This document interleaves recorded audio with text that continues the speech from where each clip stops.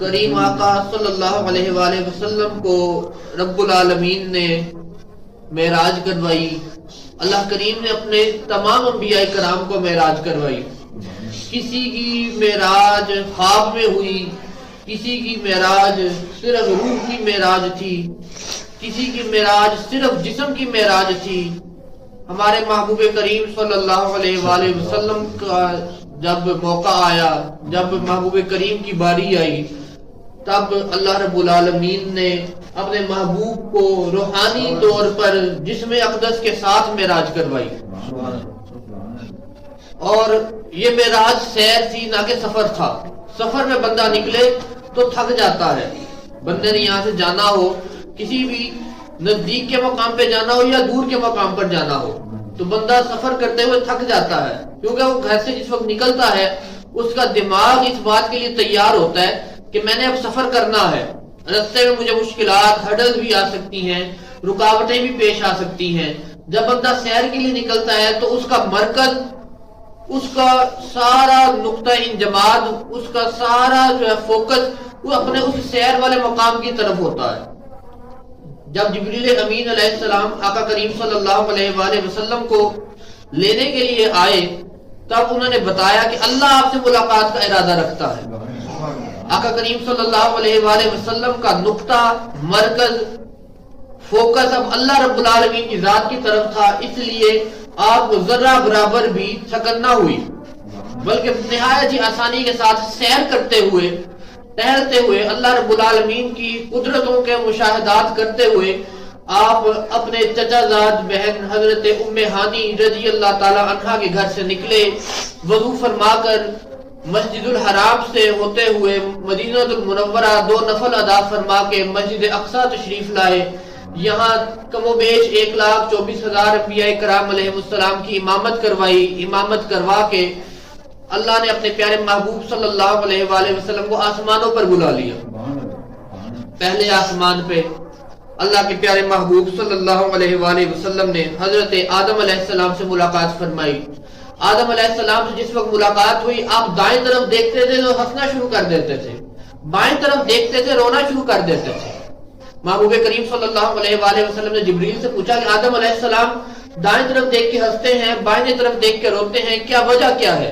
جبریل امین علیہ السلام نے عرض کی, اے اللہ کے محبوب, آدم علیہ السلام جس وقت اپنے دائیں طرف دیکھتے ہیں, ان کی اولاد میں جتنے نیک لوگ ہیں جنہیں اللہ رب العالمین مغفرت کی سند عطا فرمائے گا, جنہیں بخش دے گا, جو جنت میں جائیں گے, انہیں دیکھتے ہیں تو مسکرا دیتے ہیں, خوش ہو جاتے ہیں. اور جس وقت اپنے بائیں طرف دیکھتے ہیں تو انہیں اپنی اولاد میں جو لوگ سیاہکار ہیں, گنہگار ہیں, جو اللہ کی رحمت سے مایوس ہو چکے ہیں یا شیطان کے راستے پر چلنا شروع کر دیا ہے, بائیں طرف لوگ آدم علیہ السلام اپنی ان اولاد کو دیکھتے ہیں تو غمگین ہو جاتے ہیں, رونا شروع کر دیتے ہیں.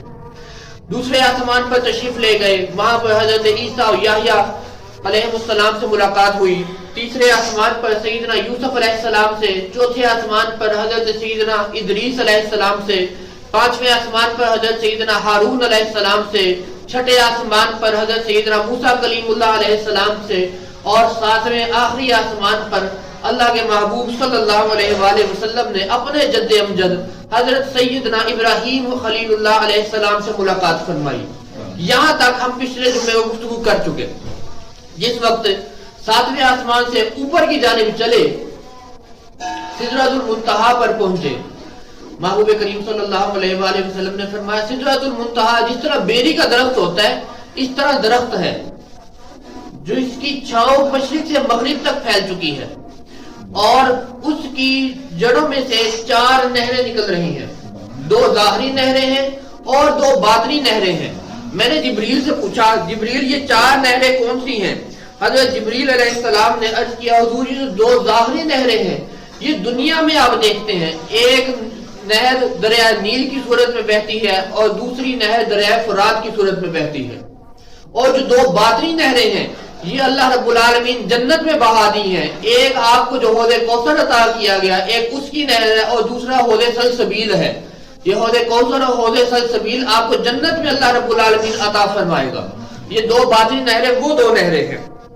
نبی اکرم صلی اللہ علیہ وآلہ وسلم جس وقت سدرۃ المنتہا پہ پہنچے, ان نہروں کا مشاہدہ کیا، درخت کی طرف دیکھا، آپ صلی اللہ علیہ وآلہ وسلم نے فرمایا اس کے پتے ہاتھی کے کان کی مانند ہیں، بڑے بڑے، اور اسی شکل میں جس طرح ہاتھی کا کان ہوتا ہے اس شکل میں سدرۃ المنتہا کے پتے ہیں۔ جس وقت نبی اکرم صلی اللہ علیہ وآلہ وسلم اس مقام پہ کھڑے نہروں کا، درخت کا مشاہدہ فرما رہے تھے، تمام ملائکہ مقربین نے اللہ رب العالمین کی بارگاہ میں عرض کیا کہ مولا ہم اپنی اپنی جماعت کو لے کے، ملائکہ مقربین 4 ہیں، جبریل، میکائیل، اسرافیل اور اسرائیل، انہوں نے اللہ رب العالمین کی بارگاہ میں عرض کیا مالک و مولا ہم اپنی اپنی جماعت کو لے کے، یعنی جتنے فرشتے مالک کائنات نے پیدا فرمائے ہیں ان کے ہمراہ نبی اکرم صلی اللہ علیہ وآلہ وسلم کی یہاں پر زیارت کرنا چاہتے ہیں۔ اللہ رب العالمین نے ملائکہ کو اجازت فرمائی اور ایک مقام پر اکٹھا فرما دیا۔ اس مقام پر، وہ مقام روایات میں آتا ہے، وہ مقام عین بیت اللہ کے اوپر ہے، جس جگہ پہ آج خانہ کعبہ موجود ہے، بالکل اسی کے اوپر 7ویں آسمان سے بلند جا کے سدرۃ المنتہا کے نزدیک اسی مقام پہ جہاں خانہ کعبہ ہے، اس کی بالکل اونچائی میں، اسی کی سین میں ایک جگہ موجود ہے جہاں اللہ کے محبوب صلی اللہ علیہ وآلہ وسلم نے کھڑے ہو کر تمام ملائکہ کی جماعت کروائی۔ اس مقام پر تمام فرشتوں میں جتنے بھی فرشتے اللہ رب العالمین نے پیدا فرمائے، کچھ اللہ رب العالمین کی تسبیح بیان کرتے ہیں، کچھ تمجید بیان کرتے ہیں، کوئی اللہ اکبر پکار رہا ہے، کوئی رکوع میں ہے تو ساری زندگی رکوع میں نکل جاتی ہے، کوئی سجدے میں ہے، ساری عمر فرشتے کی سجدے میں نکل جاتی ہے۔ لیکن اس رات اللہ رب العالمین نے تمام فرشتوں کے تمام معاملات کو موقوف فرما کر بیت المعمور اس مقام کو کہا جاتا ہے جہاں پہ کھڑے ہو کے نبی پاک صلی اللہ علیہ وآلہ وسلم نے تمام فرشتوں کی امامت فرمائی۔ تمام فرشتوں نے، جتنے بھی فرشتے، تعداد اللہ رب العالمین بہتر جاننے والا ہے، ان تمام فرشتوں کی محبوب کریم صلی اللہ علیہ وآلہ وسلم نے انہیں نماز پڑھائی۔ نماز پڑھانے کے بعد اللہ کے محبوب صلی اللہ علیہ وآلہ وسلم کو اللہ رب العالمین نے اجازت عطا فرمائی کہ آپ سدرۃ المنتہا سے آگے تشریف لے آئیے۔ حضور جب آگے چلنے لگے جبریل امین رک گئے۔ اللہ کے نبی نے فرمایا جبریل تم ساتھ نہیں چلو گے؟ عرض کی حضور اگر میں یہاں سے ذرہ برابر بھی آگے بڑھا تو میرے پر جل کر خاک ہو جائیں گے، میں اپنی طاقت کھو بیٹھوں گا، میں اپنی جسامت، اپنی خوبصورتی، جو کچھ انعامات اکرامات اللہ رب العالمین نے میرے آگے اللہ رب العالمین کے دیدار کے لیے، زیارت کے لیے تشریف لے گئے۔ اللہ رب العالمین کی زیارت کس وقت آئی جاتی تھی کہ محبوب آپ اسی طرف تشریف لے آئے، کس طرف جا رہے ہیں؟ یہ وہ مقام تھا جہاں نہ مشرق کا تصور ہے، نہ مغرب کا تصور ہے، نہ مشرق ہے، نہ شمال ہے، نہ جنوب ہے، تمام سمتیں ختم ہو گئی ہیں، تمام مکانات ختم ہو گئے ہیں، وقت کی قید ختم ہو گئی ہے، یہ لا مقام کا سفر شروع ہو گیا ہے۔ اس لا مقام کے سفر پہ جا کے اللہ کے نبی صلی اللہ علیہ وآلہ وسلم نے اللہ رب العالمین کی زیارت فرمائی۔ اور پھر قرآن مجید میں سورہ نجم میں اللہ رب العالمین نے ارشاد فرمایا کہ وہ اپنے رب کے اتنے زیادہ نزدیک ہو گئے، اتنے زیادہ نزدیک ہو گئے جس طرح دو کمانیں آپس میں نزدیک ہو جاتی ہیں۔ تیر کمان تو سب نے دیکھا ہوا ہے، جس طرح دو کمانیں آپس میں نزدیک ہو جاتی ہیں اس طرح اپنے رب تعالیٰ کے وہ نزدیک ہو گئے۔ پھر خیال آیا دل میں کہ میں اپنے رب کو دیکھ رہا ہوں۔ قرآن میں اللہ فرما رہا ہے کہ دل میں خیال آیا کیا میں اپنے رب کو دیکھ رہا ہوں؟ پھر آنکھوں نے تصدیق کی، ہاں جو تم دیکھ رہے ہو، وہ جو سوچ رہے ہو اسی کو دیکھ رہے ہو۔ اور ذرا برابر بھی اپنے رب تعالیٰ کو دیکھتے ہوئے بھی اب جس جگہ پر لامکان ہے، جس جگہ پر اللہ رب العالمین موجود ہے، دنیا اتنی خوبصورت بنائی ہے، جہاں پر وہ اپنا تخت سے جا کر بیٹھا ہوا ہے، وہ مقام کتنا خوبصورت ہوگا، اس مقام کی خوبصورتی کا کون اندازہ لگا سکتا ہے؟ لیکن قرآن بتاتا ہے، اللہ رب العالمین خود بتاتا ہے کہ میرے محبوب نے ذرہ برابر بھی آنکھ ادھر سے ادھر نہیں پھیری۔ جس وقت اللہ رب العالمین کی زیارت کی تو صرف اللہ رب العالمین ہی کی زیارت کی، صرف جو منزل تھی، جو مقصود تھا، جو مطلوب تھا، صرف اسی کی طرف اپنی مکمل توجہ اپنی اسی کی جانب مرکوز رکھی ہوئی تھی، اس کے علاوہ ادھر ادھر کسی طرف نہیں دیکھا۔ اللہ فرما رہا نہ آپ کے ساتھ بھٹکے ہیں، نہ ان کی نگاہ بھٹکی ہے، وہ سیدھے راستے پر چلتے چلتے اللہ رب العالمین کی زیارت کر رہے تھے۔ جس وقت اللہ رب العالمین کی زیارت ہو گئی، مالک کریم نے محبوب کریم صلی اللہ علیہ وآلہ وسلم سے راز و نیاز کی، 70,000 باتیں کی۔ 70,000 باتیں کیا کی یہ یا مالک جانتا ہے یا اس کا محبوب جانتا ہے، یا محب جانتا ہے یا محبوب جانتا ہے۔ ہاں ایک موقع پر نبی اکرم صلی اللہ علیہ وآلہ وسلم نے اپنی لاڈلی زوجہ ام المومنین سیدتنا عائشہ الصدیقہ رضی اللہ تعالی عنہا و سلام اللہ علیہا آپ کو فرمایا اے عائشہ مانگو کیا مانگتی ہو؟ जो मांगोगी मैं दूंगा। उम्मुल मोमिनीन सलामुल्लाह अलैहा की तरफ से सुनहरी मौका था, गोल्डन चांस था। आपने अर्ज की हुजूर मुझे थोड़ा वक्त दे सोचने के लिए। हुजूर ने वक्त अता फरमाया, आप बाहर तशरीफ ले गए।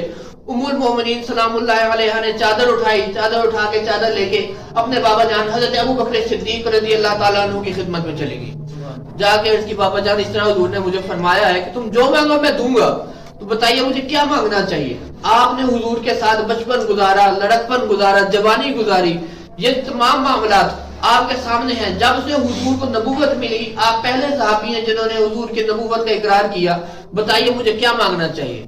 हज़रत सैयदना अबू बकर सिद्दीक रज़ियल्लाहु ताला अन्हु ने इरशाद फरमाया कि अगर आपको इजाजत मिल गई है कि जो चाहे मांग ले, तो आप इस तरह करें, हुजूर से जाके अर्ज करें कि उस रात जब आप अल्लाह रब्बुल आलमीन की ज़ियारत के लिए तशरीफ ले गए, शब मेराज, जो राज़ो नियाज की 70,000 बातें हुई, उनमें से कोई एक आधी बात बता दें।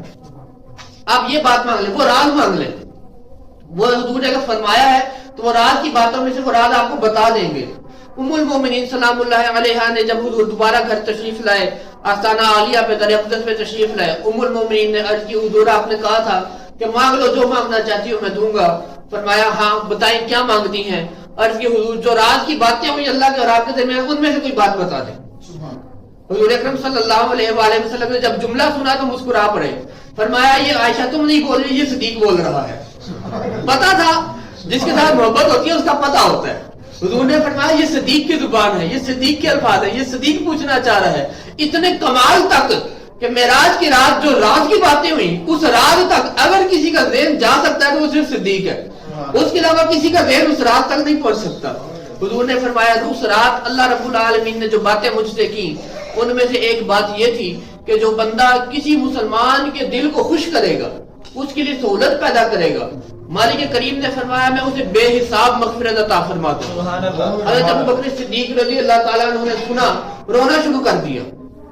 उम्मुल मोमिनीन सैयदा आयशा सिद्दीक़ा सलामुल्लाह अलैहा, आपने अर्ज़ की बाबा जान ये तो खुशी की बात है, आप आंसू बहा रहे हैं।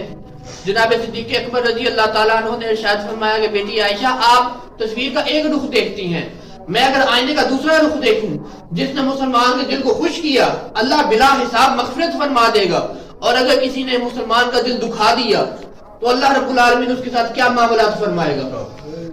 उस रात 70,000 राज़ो नियाज की बातें हुई। नबी पाक सल्लल्लाहु अलैहि वसल्लम को अल्लाह रब्बुल आलमीन ने अपने कुर्ब खास में जगह अता फरमाई। उसके बाद जन्नत की सैर के लिए भेज दिया, जन्नत के मुशाहिदे किए। महबूब करीम सल्लल्लाहु अलैहि वसल्लम ने जन्नत की सैर की। आप जन्नत की सैर के लिए जिस वक्त जन्नत के दरवाजे पर पहुंचे, जन्नत के दरवाजे पर तहरीर लिखी हुई देखी, जुमला लिखा हुआ देखा, जो तमाम उम्मत के लिए महबूब करीम सल्लल्लाहु अलैहि वसल्लम ने जुमला बता दिया। ये भी शायद अल्लाह का राज था जो अल्लाह के प्यारे महबूब सल्लल्लाहु अलैहि वसल्लम ने आगे हम तक पहुंचा दिया। जन्नत के दरवाजे पर क्या तहरीर लिखी हुई थी कि साइल को सदका देने का सवाब 10 गुना है। कोई बंदा अगर सदका देता है, 1 रुपया सदका करता है, उसे 10 गुना अजर मिलता है, यानी 10 रुपए का अजर मिलता है। और किसी जरूरतमंद को कर्जा देने का सवाब 18 गुना है। ये जन्नत के दरवाजे पर तहरीर लिखी हुई। महबूब करीम सल्लल्लाहु अलैहि वसल्लम, तिरमिज़ी शरीफ की हदीस है, आका करीम सल्लल्लाहु अलैहि वसल्लम जब ये बयान फरमा रहे थे, सहाबा इकराम ने पूछा हुजूर सदके की फजीलत कम है, कर्ज देने की फजीलत ज्यादा है, इसकी क्या वजह है? हालांकि कर्जा तो वापस मिल जाएगा, जो सदका दे दिया वो तो अल्लाह के हाथ में चला गया, वो तो वापस भी नहीं आना। उसके बावजूद उसका अजर कम क्यों है? अल्लाह के नबी सल्लल्लाहु अलैहि वसल्लम ने फरमाया सदके का अजर कम इस वजह से है कि साइल जब सदके का सवाल करता है, जब सदका लेने के लिए हाथ आगे बढ़ाता है, पहले से उसके पास कुछ ना कुछ मौजूद होता है। उसको आदत पड़ चुकी है चूंकि मांगने की, इसलिए वो मांग रहा है। उसके पास जरूरत हो या ना हो फिर भी वो मांगता है, हालांकि उसको जरूरत ना भी हो, उसके पास मौजूद भी हो जेब में कुछ, फिर भी वो सवाल करता है, फिर भी वो खैरात तलब करता है। जबकि कर्जे का सवाब 18 गुना इस वजह से है कि जो आदमी होता है, जो मोमिन होता है, वो खुददार होता है। वो तब तक सवाल नहीं करता जब तक वो इंतहाई खाली ना हो जाए। जब उसकी जेब खाली हो जाती है, खाली जेब वाले को अता करने का सवाब चाहे वो वापस मिल जाएगा, खाली जेब वाले को अता चाहे वो कर्जे के तौर पे दे रहे हैं, वो अता करने का, कर्ज देने का सवाब अल्लाह रब्बुल आलमीन ने 18 गुना इसी वजह से रखा है। फिर نبی اکرم صلی اللہ علیہ وآلہ وسلم جنت کے اندر تشریف لے گئے. حضور نے فرمایا میں جس وقت جنت کے اندر داخل ہوا میں نے انس بن مالک رضی اللہ تعالیٰ عنہ کی والدہ حضرت میسا رضی اللہ تعالیٰ عنہ انہیں جنت میں ٹہلتے ہوئے دیکھا. ابھی وہ زندہ ہیں, مکہ المکرمہ میں موجود ہیں, لیکن حضور نے فرمایا میں نے انہیں جنت میں ٹہلتے ہوئے دیکھا. میں اس سے تھوڑا سا آگے بڑھا تو مجھے کسی کے چلنے کی آواز آئی. میں نے جبریل سے پوچھا جبریل یہ کس کے چلنے کی آواز ہے؟ تو اللہ کے پیارے نبی, اللہ کے پیارے فرشتے جبریل علیہ السلام نے عرض کی اے محبوب یہ آپ کے مؤذن بلال کے چلنے کی آواز ہے. وہ چل تو مکہ میں رہے ہوتے ہیں لیکن ان کے چلنے کی آواز یہاں جنت میں اللہ رب العالمین حور و غلمان کو سنا رہا ہوتا ہے, صرف ان کی عبادت کی وجہ سے, آپ کے ساتھ محبت کی وجہ سے. پھر نبی اکرم صلی اللہ علیہ وآلہ وسلم آگے بڑھے, دیکھا ایک انتہائی خوبصورت محل ہے, سفید موتیوں سے سجا ہوا, انتہائی خوبصورت, جس کی مثال نہیں ملتی. نہایت نفیس طریقے سے سجایا ہوا محل ہے جس کے صحن میں ایک بہت خوبصورت لونڈی بیٹھی ہوئی ہے. حضور اکرم صلی اللہ علیہ وآلہ وسلم نے فرمایا میں نے محل کو دیکھا, بہت اونچا عالی شان محل. میں نے دیکھ کر سوچا ہو سکتا ہے یہ اللہ کریم نے میرے لیے بنایا ہو. میں نے جبریل سے پوچھا کہ یہ محل کس کا ہے؟ جبریل امین نے عرض کی اے اللہ کے محبوب یہ آپ کے غلام عمر فاروق کا محل ہے, عمر بن خطاب کا محل ہے. حضور نے جنت میں عمر بن خطاب رضی اللہ تعالیٰ عنہ کا محل دیکھا. فرمایا میں اس محل میں داخل ہونے لگا لیکن پھر مجھے عمر کی غیرت یاد آ گئی.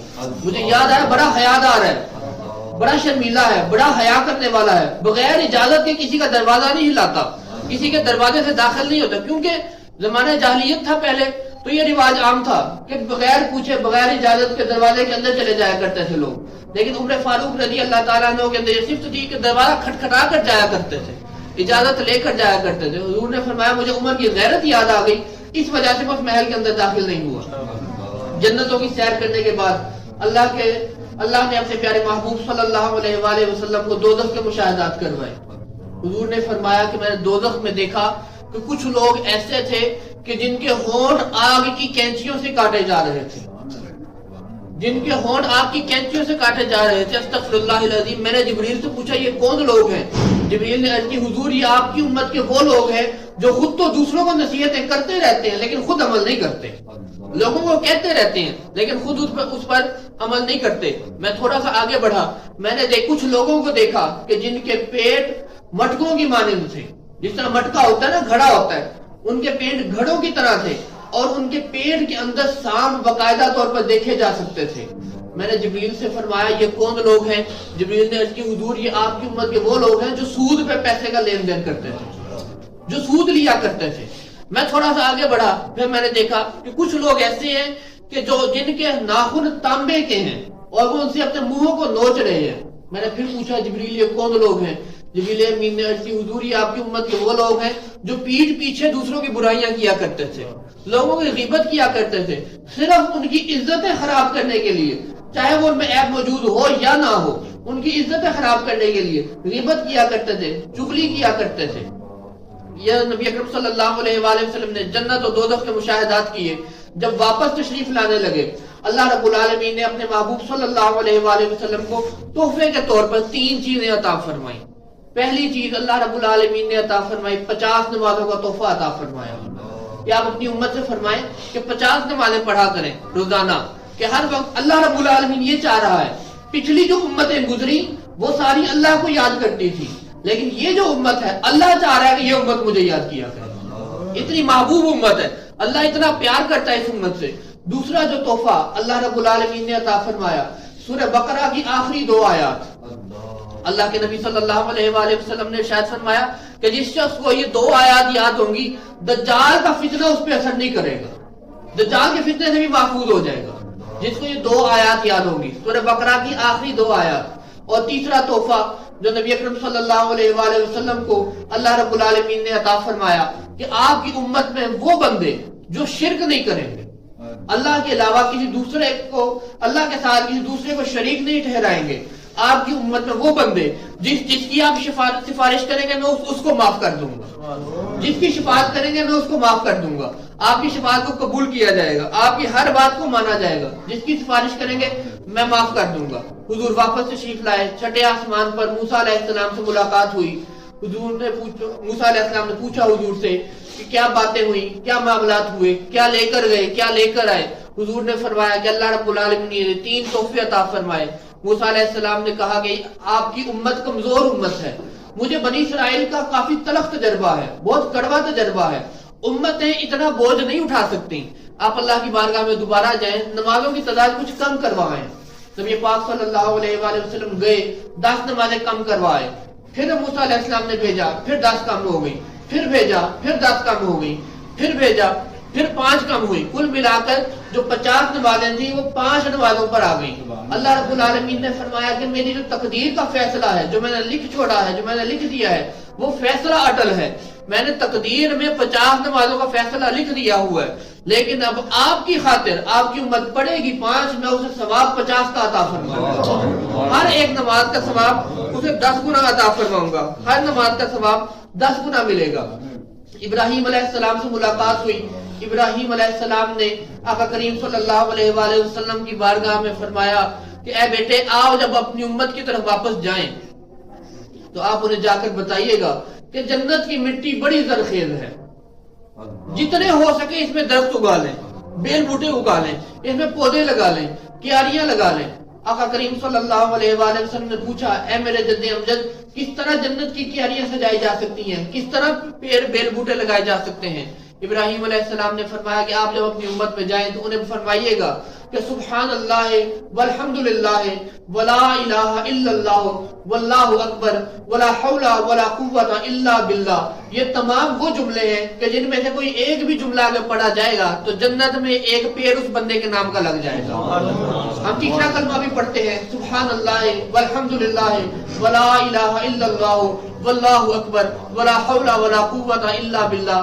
یہ تمام تیسرے کلمے کے اجزاء ہیں، اور جو جنت میں بیل بوٹے کیاریاں لگانے کے لیے نبی اکرم صلی اللہ علیہ وآلہ وسلم کے ہاتھ حضرت ابراہیم علیہ السلام نے نصیحت، وصیت اور تاکید بھیجی ہے۔ اللہ رب العالمین کی بارگاہ میں دعا ہے کہ ہم سب کو محبوب کریم صلی اللہ علیہ وآلہ وسلم کے لائے ہوئے اس عظیم تحفے کی قدر کرنے کی توفیق عطا فرمائے۔